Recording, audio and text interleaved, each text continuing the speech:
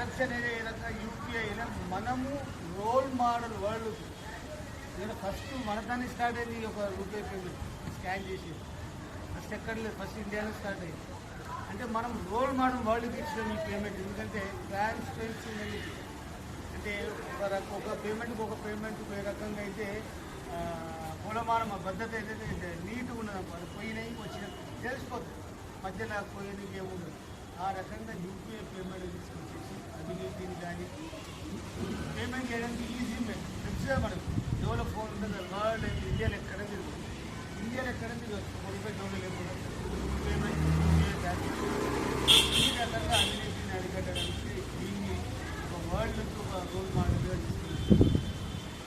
అదే రకంగా మనకు తెలిసి అయోధ్యలో రామ మందిర నిర్మాణం వస్తే సంవత్సరాల నుంచి మనం